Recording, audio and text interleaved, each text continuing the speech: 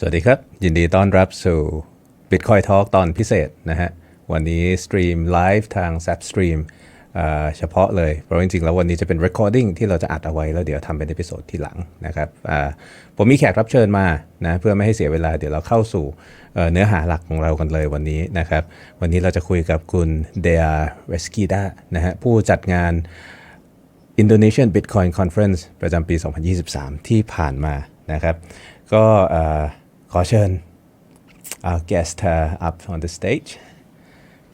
สวัสดีครับ That's the only title that I know. I actually looked up on how do you do like good afternoon in Bahasa Indonesia and I can't pronounce it. How do you say like Selamat siang. Jiang? Selamat siang. Yeah, selamat siang. All right. I'm gonna butcher that, so. All right. So, good to have you here, Dea. Well, today I just wanna invite you to talk about the conference that you just held last month. I think it's been exactly 1 month from the day we all got together in Bali and had a bunch of fun, right? So, yeah, let's have you introduce yourself to our audience a little bit more. I just want to know more about you and your journey into Bitcoin. What was the aha moment, the orange pilling moment that you have that led you onto this path of actually organizing the event? All right. Well, thank you so much, Piria, for the opportunity. Hi, everyone. My name is Dea Rezkitha. I'm Indonesian, currently living in Bali. If you ask about my Bitcoin journey, funny enough, like I learned about Bitcoin while I was traveling Southeast Asia, and I was backpacking in Laos. Very random. It was there was a bar in Bang Vieng, and then there is a sign there, Bitcoin accepted here, and I thought this is interesting because that was 2013. I think you start hearing about Bitcoin on the internet, but I don't know what it is. And then I asked the waiters, like, what is this thing? And he said, oh, it's an internet money. And that's it. He didn't explain me anything. It's just like internet money. And I thought, like, okay, that was interesting. He was a wise man. Yeah, just say that. Yeah. It is a magic internet money. Yeah. But long story short, I start my own business in Bali where I do a lot of tour and then retreat organizing, and I have to accept payments from abroad. I use PayPal, and PayPal sucks. So then I learned about Bitcoin again, and people said like, well, if you want to accept money from abroad easily, you can just use Bitcoin. So then I went to there's a meetup where they teach me about Bitcoin and how to set up a wallet, how to buy Bitcoin. There's a Bitcoin ATM. It was really easy. When was this again? This was in 2016. 2016, right? So just right before the month from the day then we all got together exactly. in Bali. I think Bitcoin was $600 or something.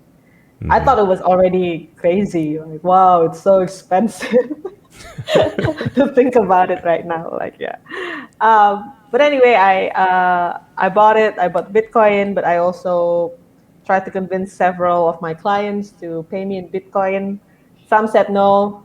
There are couples who are really interested, and then we did a test where I have 2 clients, like one who wants to pay me in PayPal and one who wants to pay me in Bitcoin. So we did a Skype call at that time, and then we decided on the rate. He was in Korea, I'm in Indonesia.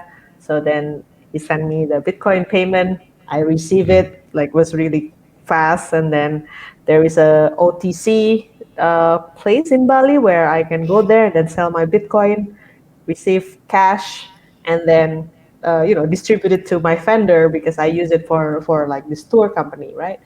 Well, the other one who pay me in PayPal, it takes 10 days for the money to clear into my bank account. And then they took, I think, 5% fees. And, those fees are literally also like my profit. So like I literally lost 5% from what I should be making compared to what I have in Bitcoin. I thought it was really cool. But actually, I didn't really know or go deep into Bitcoin until 2020.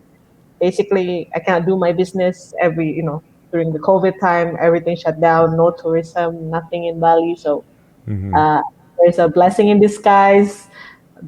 I finally now have time to finally reading, watching, all the stuff that I really want to watch. Got Orange Pill, and then I just want to do, something for Bitcoin, and I start running like this classes for Indonesians to learn about Bitcoin. And then I noticed that there are a lot of people who do the same kind of classes during COVID time, like because I think everyone was curious. It was just there was this halving, the price going up, so people are curious. So then I noticed several people who do the same thing, and we thought like, hey, why don't we just get together and then create an online conference? That was in 2021. So we did the online conference. We managed to get 1,000 people joining in for the entire day. And then the year after that, we want to do it in person, but with there's still this COVID restriction if you want to come to Indonesia. And I know that Bitcoiners are not very keen on those restrictions. So we thought like, yeah, let's I do wouldn't it. be able to go, I think. Yeah, you probably won't be able to go. Exactly. So we thought like, okay, let's do another one, the online version.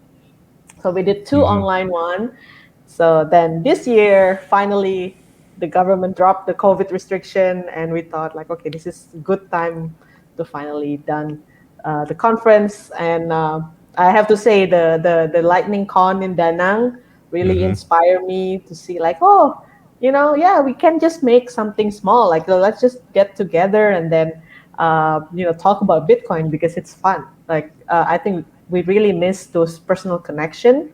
Uh, if you just listen to podcasts, if you just like talking to people on Telegram group, you still need that human connection. I think that's what conference are for. And then you guys are doing the Bitcoin Thailand conference. It was really successful, and I also want to see that happening in Indonesia. And then we did it last month finally. Yeah, so about that, I mean, before we get into all the conference stuff, I noticed you have a YouTube channel before, right? So I was actually the first time I've known you was in Da Nang. So we were supposed to go on stage together then, but then there was a mixed up, and well, it turns out I'm just up there with Elizabeth Stark, and that's how it went. But I did some like I look you up a bit then just to find some lines of questions to ask to moderate the panel, and actually to confess, right? I actually found another Dea Rezkitha, but not Rezkitha, it's Dea Rezkitha.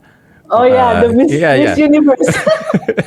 I know. So I was like, oh cool, right? You have a Miss Grand Indonesia who's a Bitcoiner, and I'm gonna interview her. Oh, that's nice. I know. But I did do a bit more digging. Yeah, a lot of people thought that because my name is only one letter different, right? So it's kind of and funny. YouTube seems to think that we misspelled your name, right? And I'm not YouTube, I mean Google, right? So when you put search results you put search query into Google, if there's something similar and it's a bit more popular, it's gonna assume that you misspelled the terms, right? So I did check the spellings and get it right before I met you, but then I also found that you had a YouTube channel with a whole bunch of interview that you seemed to stop doing 2 years ago for some reason. Yeah. Yeah, but how did that go? Yeah. I mean, I still want to restart it again, but yeah, I guess I did that during COVID time where I have plenty uh, free time on my hand, and then I guess it's also really hard. I mean, I have to say I salute everyone who's very consistent. I think that's my biggest weakness when it comes to like social media is you need to be very consistent and you need to Yeah, you post have to. content uh, every week or every month at least. And once you what is it called, like fall behind on that, it's really hard to start again for some reason. But even though I didn't do like the YouTube one, we still like we run meetups, we run yeah, like sometimes there's some education classes run by like exchange where I also teach for Indonesian as well. But I think if I can say like my forte or like what I really like to do, because my background is also like travel organizer, so I really like to want to keep it consistent when it comes to like running conference, because that's where I found my joy. Like I like to be, maybe I just need to hire someone. Like I like to talk like this, but I hate the post production part. That's actually why I do most of my show live. I mean, Yeah. I used to do. I used to try to do Bitcoin videos since like 2014, but that was also very inconsistent because also hated all the post productions and never nothing ever comes out in time when you're talking about Yeah. Bitcoin. I would be talking about this news, and before I finish editing it, right, that would Something be new, more, Mama. yeah, that would be something new, and that would be already out of like the social interest. So I started doing it live, and that's actually a lot easier because if something goes wrong, you kind of just forget it and never go back to it. Yeah. So maybe you do that.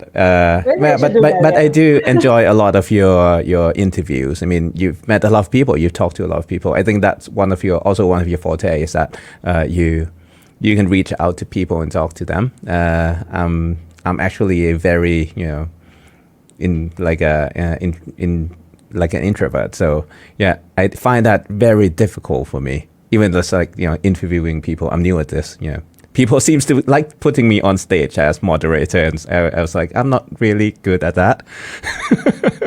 You had me moderate 2 stages, right? And in Yeah. Da Nang, yeah, I also do some moderations.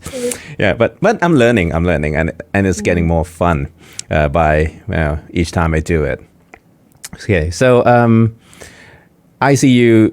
So you learn about Bitcoin in Laos. You use it through all your travels. You travel a lot.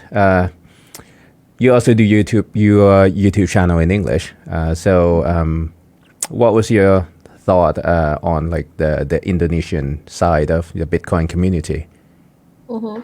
I mean, I also run, like I said, classes, and I have like a website where it's called Class Bitcoin. So pretty much like I think what Right Shift maybe it's a bit similar or like a bit different.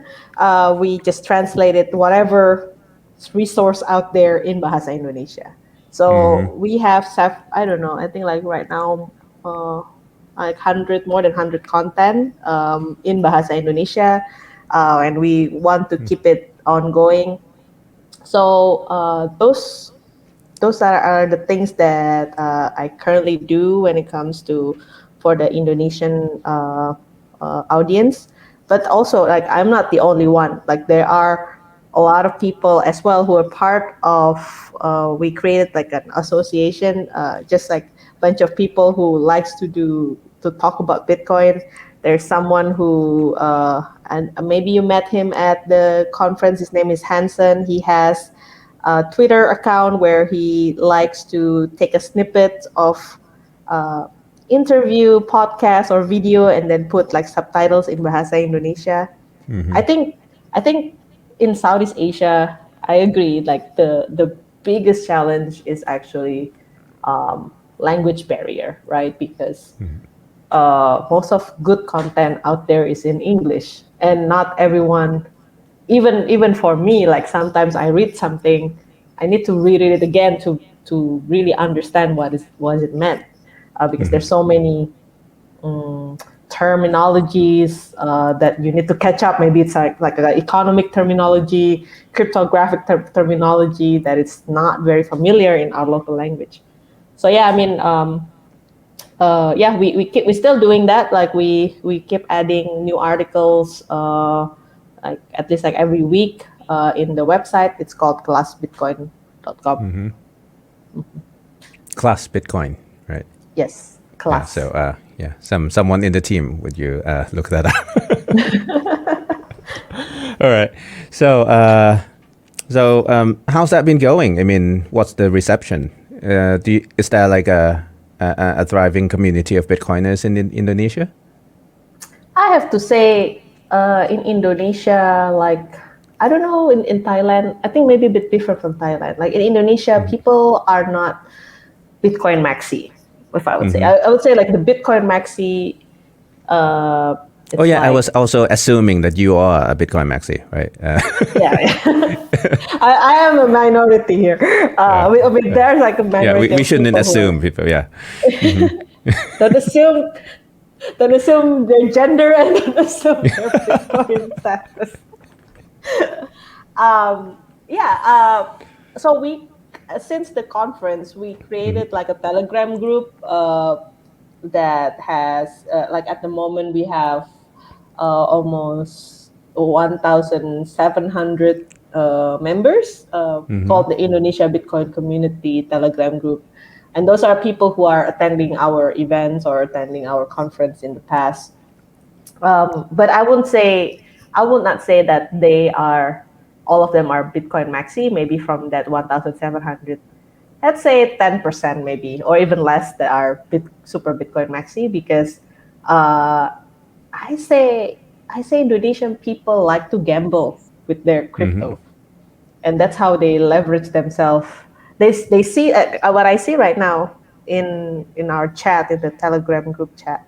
A lot of people would like to trade shitcoin. They know it's a shitcoin and they know it's a money game, so they have the mindset that I'm here to exit as quickly as possible when I get profit, and then when they make the profit, they will put it in Bitcoin.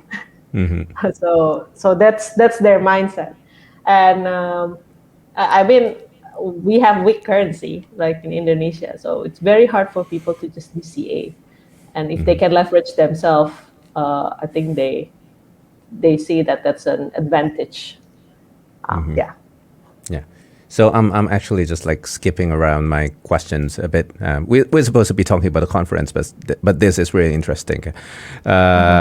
In Indonesia, I noticed how the currency has been, has lost a lot of its value in the past, but it has been quite stable in like the recent past, right? So how has people been dealing with that?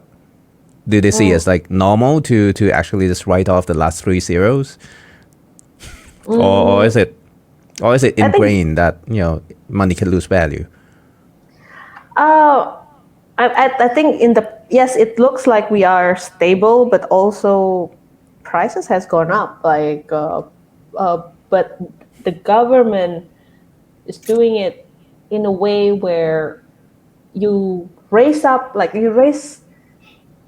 cents this week, and then next week you raise it again 2 cents. So it's like you put a frog in a boiling pan, right? Like it's a bit hotter, but it's still okay, you know. So people, I would say people realize that prices has gone up. People realize that yeah, they don't have as much saving when it comes to the zeros, because we had two hyperinflation in the past. The first one in 1965, and then the second one in 1998 during the Asia crisis.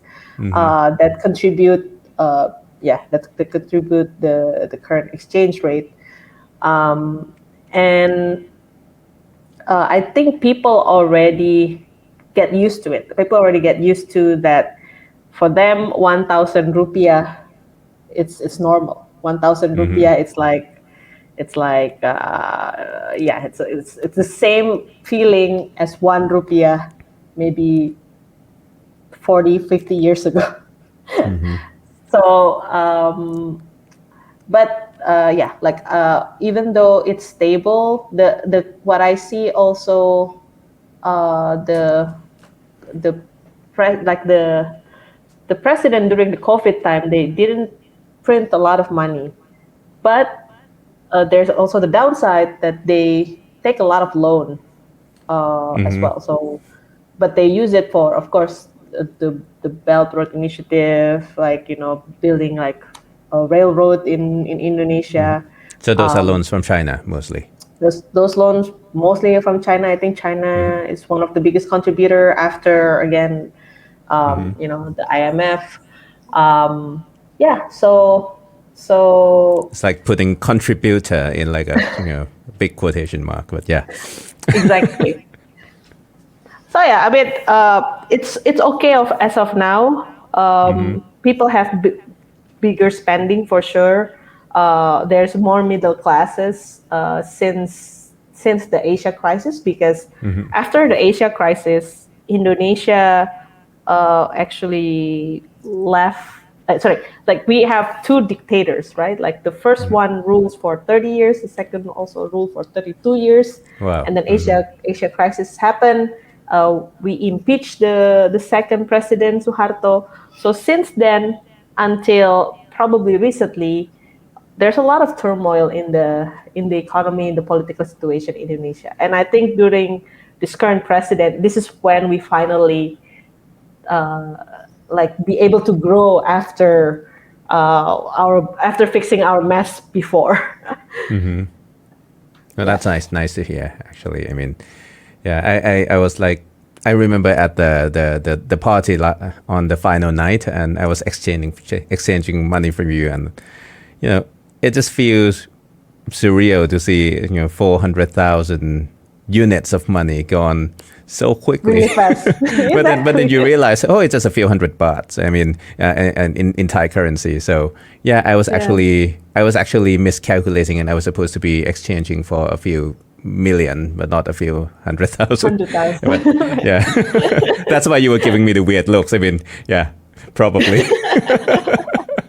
Yeah, so I was like, I think this is just only last you for like a meal and the drink. Yeah. Yeah, but in Thailand the situation is not that different. I mean, yeah, 1,000 rupees to around 2 Thai baht, but 40 years ago, if you're talking about that long, people used to use another unit altogether, and that's the satang, which is 100 stang is one baht. So yeah, we did actually write off 2 zeros. Also, right? So yeah. I think that is like the common theme in Southeast Asian countries, especially after the Asian economic crisis, where everything just kind of went south, right? So let's get back to the conference before we move on to a bit more about Indonesia in general. But like, I want to ask about the conference that you had. We understand that this is actually like the 4th time. So, I mean, if we include all the online conferences before that, the third one. the third time, right? The third one. So, you mentioned that the easing of the COVID restriction is the reason that you decided to do an offline conference. So, I guess that's the reason. Is there any other reason, like the price cycle? Does that have anything to do with it? Well, I mean, I also think that next year is halving, right? And I see in last year, 2020, during halvings, a lot of Indonesian were really curious about Bitcoin. So I thought if we're doing the conference this year, and then introduce not so many Indonesian, probably like there are, I think from the 500 people that we have, 40% of them are Indonesian. So, to increase their curiosity again, and to have a proof that, hey, there's a Bitcoin conference last year during the bear market, and then if you want to join in 2024, this is what kind of experience that you want to have. But a part of that, I also feel, like I mentioned earlier that we kind of need this um, in-person opportunity where you're not only meeting maybe people from the same country, but also in international community, because I think that's the beauty of Bitcoin. Uh, it's a very global movement, right? Like what we are doing right now. Like I will never know Yeah. Piria if we never met in Da Nang, for example. And even though like we met couple times, but I feel like I know you, and then like we sometimes I met more Bitcoiners than my real friends because we go to conference so often. But yeah, and I get quite positive feedback from Indonesian. They feel because we only have crypto event here, and in the crypto event, you don't really like that because everyone wants trying to sell you something. They don't really they don't really teach you. They just want your money. That's what one of the attendee just told me. Like, hey, I really like your conference because I feel like I make friends here. I don't feel like people trying to sell me something, which But you can is buy T-shirts.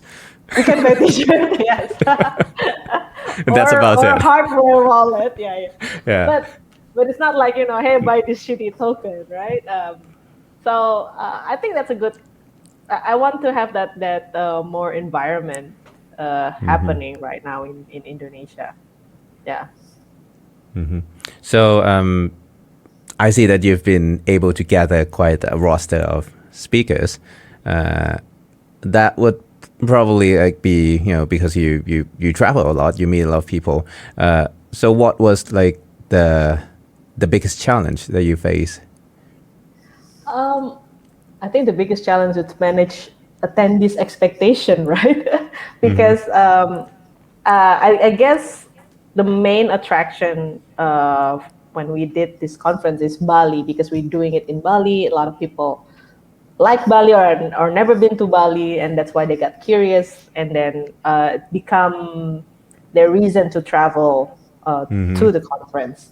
And this is why also we got a lot of good line of speakers, because they never been to Bali, so they want to experience Bali. Same here. I mean, if it's like Jakarta, I would probably second guess the event, I think. Yeah, exactly, because it's Bali, right? Like Yeah. Bali has its own charm. But I think like the challenge for the speakers, like for example, we have Jack Dorsey. Jack Dorsey really wants to come to the conference, uh, and then like just closer to the conference, he couldn't make it because he has a board meeting. So then, but he still want to participate at the conference, and then we do the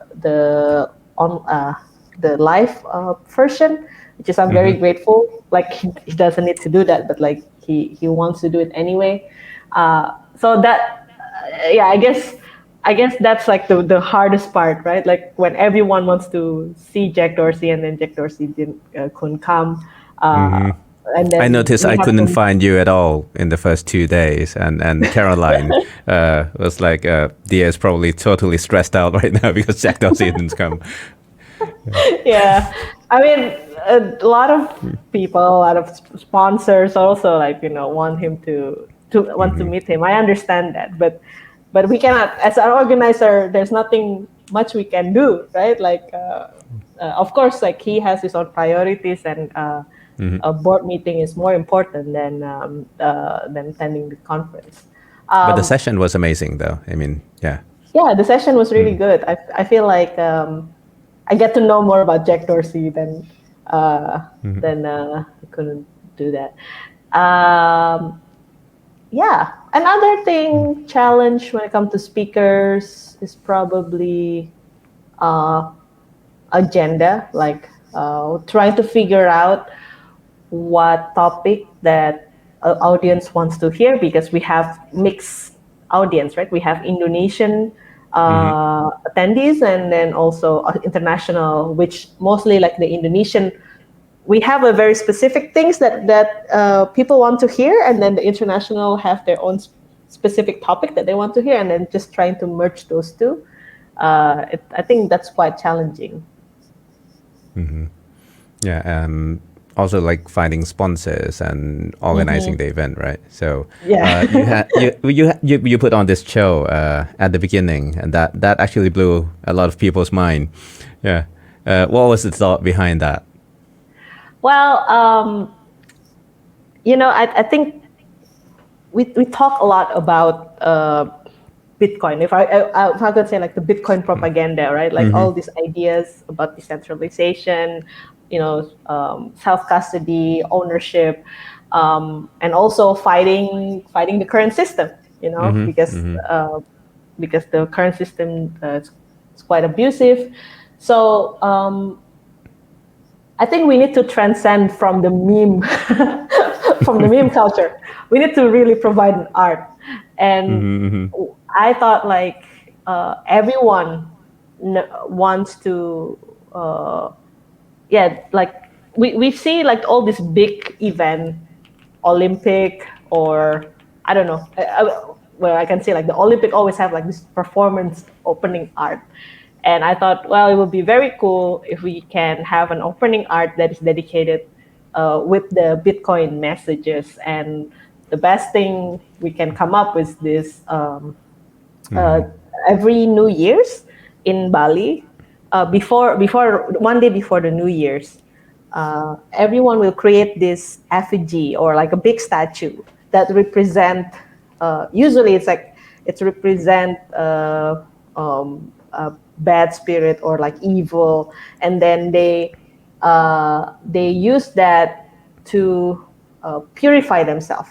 So in Bali Hinduism, they believe that the bad spirit, like they don't, how do I say, like they're not condemn evil spirit. Like for them, they think the evil and the good spirits are one. It's a oneness, like there's like a yin and yang. You have to have both.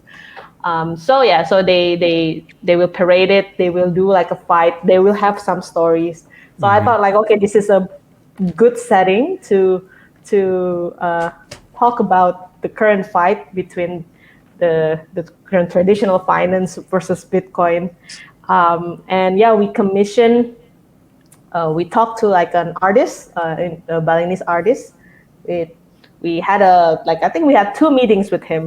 We talked about the whole idea about Bitcoin, the whole storyline, and then he just made the bull and then the The dinosaur, dinosaur. because we want the dinosaur to represent the old system, right? I think there is a famous painting where there is a meteor. The meteor is Bitcoin, and then there's these 2 dinosaur bankers.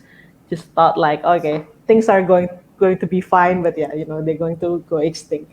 So yeah, from there we actually just trust them, and we actually, my first time seeing the show, it was 1 day before the conference. We went to the dinner, and then I had to get out really fast because we did the dress rehearsal at the stage, and that was the first time I saw it, and I was like, oh, that's really cool. I hope everyone enjoyed. I think everyone's quite enjoyed that one. Well, we did. We did. One of my team member was actually in tears after that. Oh, No, that's good. yeah, we were also thinking along the same lines. I mean, when we were doing our event back in July, it was only after the event that I noticed that I've been totally caught up, like in managing everything Bitcoin for actually like Bitcoin for the Thai community, but I've totally forgotten about the international community and representing Thailand to the international Bitcoin community. So yeah, we were thinking about what we could do, and then when we walked into the halls on the first day, we saw the dinosaurs and the bulls, and we were blown away. Yeah, that was really cool. Yeah. And on the But second day, when it was on stage, I took a picture and sent to my friends, and everyone was so confused. I mean, what kind of conference are you in? yeah, Yeah. but I think it's good. Like art, it's a very good way to communicate, storytelling, right? Like my mom, she understands a little bit about Bitcoin, but when I show her the show, she's like immediately thinking, oh, the dinosaur is the bankers. It's like a Oh, that's cool. traditional, and then this is the Bitcoin. They have a fight, So at even just like people who don't really know about Bitcoin can somehow have an idea about what's going on in the world, right? Because also we have this projection in the back, like what's happening in the world right now. There's a lot of unemployment, poverties, all the war, all the products of fiat system, and hopefully Bitcoin can create something new in this world. Yeah, and now the pressure is on us to do something too. Well, I mean, like you said, people come to Thailand. They probably also want to see like the Thailand culture, right? Like that's the beauty of Southeast Asia. We have so much culture that we can share. Yeah. Right. All right, we've talked about the difficulties, but were there any like special moments for you? I mean, I was talking about the bull. I really like the bull, but were there any special takeaways or like, your favorite moments from the event? What did you get from it? I just like the vibes in general. Like I think there's so many cool sessions happening apart from. I think the art show was like really cool, but like I think because we did the conference at the hotel. Most people staying in the hotel, and then everyone just like somehow they just hang out. You finish the conference, you can still see people just chatting in the lobby until like 3 a.m. Even though we also go to like different venue for social hour, people are still hanging out, and I like that. I mean that's also my like my goal is just intention. Yes, my intention, so that people can make Bitcoiner friends from all over the world, and I think a lot of people do. Yeah. Yeah. How do you think the conference has affected the Indonesian Bitcoin community as a whole? Did it like raise more awareness, or was it more like an international thing? There are some local projects happening right now. So I know there's a girl. She's still in high school, and then she attended the conference, and she now focusing doing like Bitcoin education for her peers in high school. That's cool. I think she kind of inspired on that, and then some of the Bitcoiners they because like they travel around a lot in Bali and talk to many drivers. So then they create this program where creating a saving program for driver to buy a car using Bitcoin. And while doing that, like during the tour, they orange pill this driver, and then now she has her own Twitter account. She keeps, talking to people about Bitcoin. One of there are several drivers as well who's like, oh yeah, this is very interesting. Like now, I keep asking if anyone knows about Bitcoin because I have my Lightning wallet, so then they can tip me in Bitcoin. So I think those things are what I see is like a positive outcome from the conference. And I mean, what I learned from your conference is that you have a lot of local people attending the conference, and we want to do that more next year. Like giving out a cheaper ticket for like locals. We are currently also a lot of people are doing their own little education, and hopefully through this education, we can bring more Indonesian to next year's conference, because like you're quite consistent in terms of like teaching people and sharing about Bitcoin in Thai. So that's what we also need to learn to keep consistent, which is hard, but I know it needs to be done. It actually started off as a challenge by another one of my YouTuber friends. and yeah, he made me promise to do a show every week. So that's how it got started. Oh, that's I great. went on to his show. He was just starting out. I was a guest, and then like yeah, we talk about the shows, and then we promised each other that we would be consistent. So after a year went by, I put out like 50 episodes of my shows, and he put out about 400 of his. Kind of like Wow. he was way more consistent. But 50, But that's yeah, good. That means like yeah. one every week, right? Like at least. Yeah, just once every week. That's all I can manage, right? Just once a week, talk about Bitcoin, and sometimes there's not a lot to talk about, right? So, Yeah. I'm actually doing it once every 2 weeks now, because now that we have the team at Right Shift and we have multiple shows, there's actually going to be a show premiering in an hour from now. So yeah, we're doing multiple shows per week, but the main show is once every 2 weeks, right? So before we move on, right, I just want to ask a bit of personal questions, right? At the end, I noticed how Brett gave you a painting. Is there like I'm not sure. I was looking from afar what painting it was, and what's the story behind it.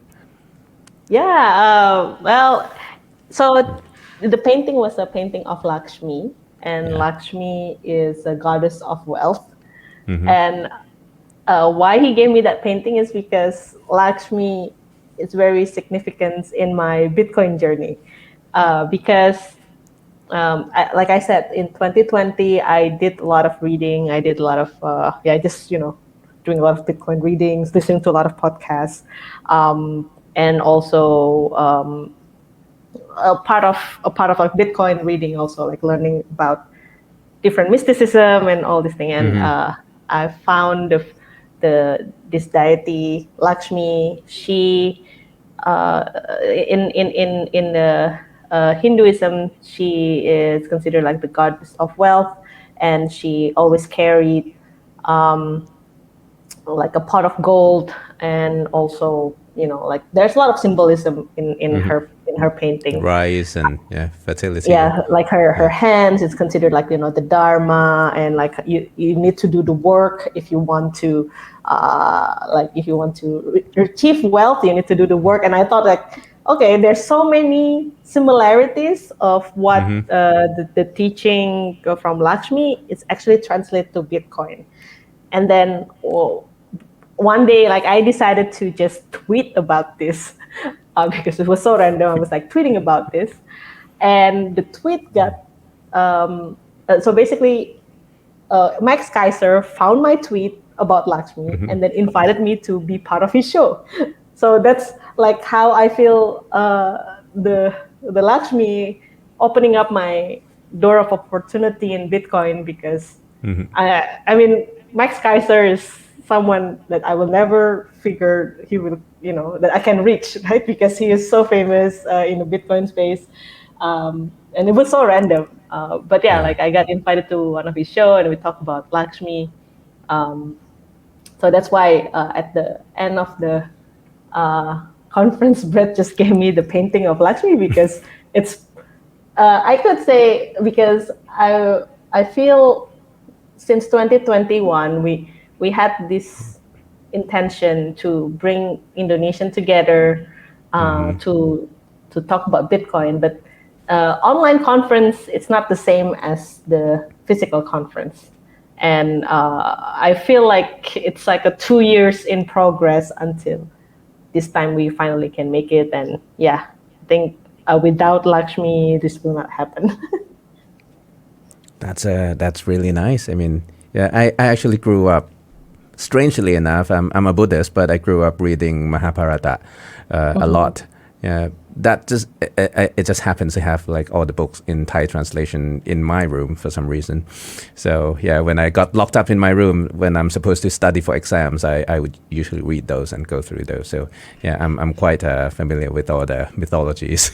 Yes, exactly. Uh-huh. Right. So. Let's get back to matters concerning Indonesia in general a bit more. Like, I'm just curious, what do you think that Indonesians population, the people, would benefit, or would they need Bitcoin, or you know, what would their They will. stance be?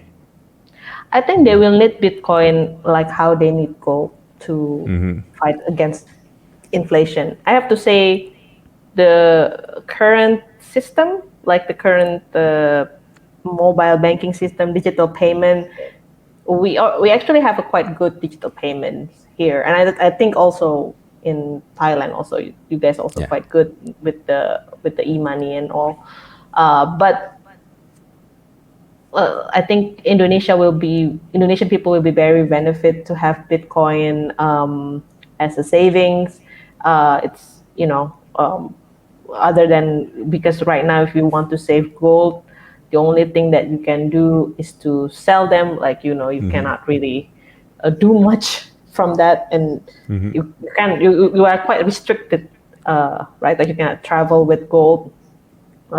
And so Indonesian people are quite traditional. They either invest in properties or in gold. So now there is people start learning about stock. People start learning about crypto. But I think if whenever I talk to them about inflation and about the gold properties in Bitcoin, which is like it's limited, it's scarce, it takes a lot of work to uh, create or like to extract it.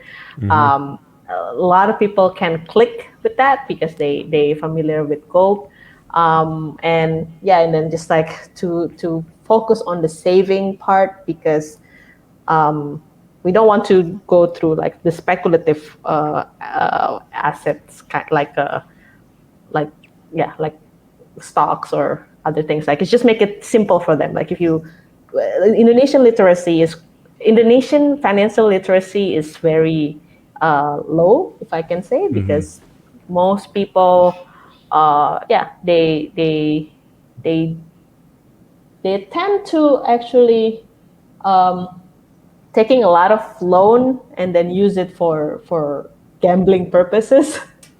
There is an online Well, people gambling. gamble when they realize their money can't save or store value. Exactly. Yeah, exactly. So yeah, so I think Bitcoin can be the alternative for people to just like if they want to save and then like wants to to have like a long time preferences for their future. So what's the government stance on Bitcoin? The government actually see Bitcoin as a commodity. Like they allow people to save Bitcoin. They see it like it's a type of asset. However, they don't allow them to use it as a payment, right? Because again, coming back to the history that we have a very weak currency, the moment Indonesian rupiah getting weaker, everyone will immediately flock to harder currency or something that is better. Anything else? So Yeah. anything else, yeah, US dollar, yen, euro, or even if like if Bitcoin is accepted, then they will flock to Bitcoin for sure. And that's what I think why they ban the payment stuff. But I think it's also a matter of technology problem. Uh, I think right now, because the government sees Bitcoin like gold, so you actually cannot go to a store and buy groceries with gold. So that's their stance. But if we have um, an app like Strike where you can use Bitcoin and then the merchant can receive it in rupiah, or easy like that. Maybe regulation will change. I don't know, but I think innovation needs to happen as well, because they are still quite narrow-minded and just think Bitcoin just as a commodity. Right. One of the person that stood out to me during the conference was actually not the speaker. He was a moderator, and yeah, I don't know how do you pronounce his name. Gita Verjawan. Kita Wiryawan. Yeah, Wiryawan. Yeah. So he Wiryawan. was the former Minister of Trade in Indonesia, right? Yeah. Yeah, I was immensely impressed by how he handled the conversation and how he. So I looked him up also, and it turns out that he has like 1 million followers on Twitter and also a YouTube account which is bigger than all of ours combined. Exactly. That's why he's there. Yeah. But his line of questioning, I mean, I couldn't tell if he's a Bitcoiner from his like show. Is he a Bitcoiner? He has Bitcoin for sure, and he's fascinated with Bitcoin. He loves Safedin Amus, for example. He has invited Safedin to his show. He understands, the current money system is broken, and then also like money can change, like how it is, how it has been, throughout time. But I don't know. Maybe from what I see is that he maybe to take it like a safe position. Like I think most Indonesian is like this. They don't want to be branded as maximalist because they think maximal. Actually, Bitcoin Maxi has a really bad connotation because they see. I think a lot of Southeast Asian people just want to get along, right? Like we don't want to offend people. So that's what I see from his side as well. Like he knows Bitcoin. I'm pretty sure he thinks like other program other shitcoin is like worthless, but he just want to take like a neutral stance. Yeah, I mean, I was reading into his line of questioning, and a lot of the things he said are things that a true Bitcoiner would say, like how he valued the families, how he valued the proof of work, how you can't just like print money out of thin air, and yeah, I just had to ask. I mean, it's really cool to have someone like that in a position like he is in the country. We don't have that, I think. Yeah, I'm just impressed. So we have about 5 more minutes, and yeah, we should wrap it up. I'm just gonna ask about next year then. What next year? Regarding the conference and just regarding the direction you are gonna take the Bitcoin community in Indonesia on in general. What would be like the plan for next year? We can also talk about the circuit that we are planning. Yeah. Yeah. I think like what we just talked about, like regarding conference, I feel like conference will be decentralized. There used to be just one big conference, which is Bitcoin Miami, right? Like or a Bitcoin conference arranged by Bitcoin The Magazine. Bitbox But booms, now yes. Bitbox Boom or like maybe Honey Badger, but there's no Bitcoin conference yet in Asia. There's no Bitcoin conference circuit in Asia, and we want that. Like Asia can be the destination for Bitcoiners to go for conference. There's not only just US or Europe. So for next year, I think we still keep it the same format. Like there will be an art shows, there will be panels, workshops, bazaar. We are still thinking different places where we want to host the conference, and maybe giving like different Bali experience for the attendees. So this year you guys get the sunrise spot, and maybe next year we go to like a different location and different atmosphere. So we are already start planning for next year. And what I hope for also for Indonesia, that we will have like an Indonesia track. A lot of people were complaining because everyone speaks in English. Yeah. Same So here.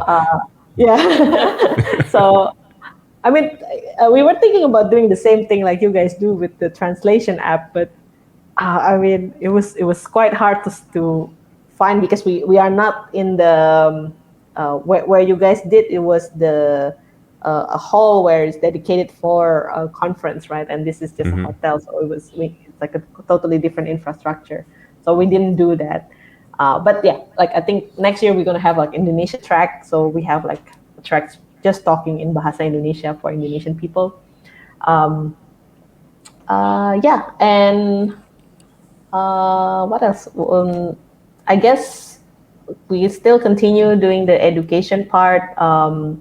Also supporting, like like this girl who I talked about, like she wants to do the education for a high schooler. Making sure that there are more access for Indonesian to attend the conference. It's just that there's also like a good side and downside, right? Doing the conference in a hotel, which means that you are locked into the number of people that you can bring, right? And then they count it based on the yeah, they count it based on the people who attend. So we are not very flexible on like pricing and stuff. So we are working on that so then more Indonesian can join. Right, cool. So I think that's we had like similar experience working in Bitcoin, right? So it's I think it's encouraging to actually see how the community starts to carry itself and move forward by itself. You have other people doing educational stuff now. I think that must have felt really nice. I mean, here in Thailand, I have a whole community of Bitcoiners, and they are producing their contents. They are educating people about Bitcoin in their own language, in their style, and that would expand the reaches to a wider demographic. And I think it's just more beneficial for a lot of people to understand and learn about Bitcoin. I always say, like, if you have time is valuable. I use them to start the Bitcoin, and that has been something that has been guiding me along all these years. And I think you're also thinking along in the same line. So, yeah, 2024, right? For our international listeners, I see you in the chat. Thank you, Kieran, for the saps. We got 42,000 sats. Yay. Right. And then yeah, of course there are a lot of sappers. We can go through them in the chats later, but thank you everyone for the saps. And for next year, me and Dea, we are planning to group our conferences together. So I have decided to move the Thailand conference up a bit earlier, so that it would be like in the vicinity of the Indonesian conference. So for our international visitors who are coming from afar, we can save up on flights and airplane ticket cost by just going to Thailand, Indonesia, and then maybe Malaysia, maybe India, and have like an Asian Bitcoin conference circuit, and we can make more friends that way. Yes. And maybe throw in a few Nostr conference into the mix too. Yeah. We are actually streaming live on Nostr right now, so that has to be in the mix. Right, so thank you, Dea, for coming. Is there anything else you would like to impart to the audience before we wrap it up? If you guys want to check out or wants to RSVP for the next year conference, you can go to indonesiabitcoinconference.com. So far the date is September 6th to 7th, and then we'll chat with Piria like when is the Thailand conference. It's either before or after, but yeah, we're still working on the dates too. Exactly. So yes, you can check out the website. Thank you. All right, cool. Thank you for coming on to the show, and we'll talk again in the future.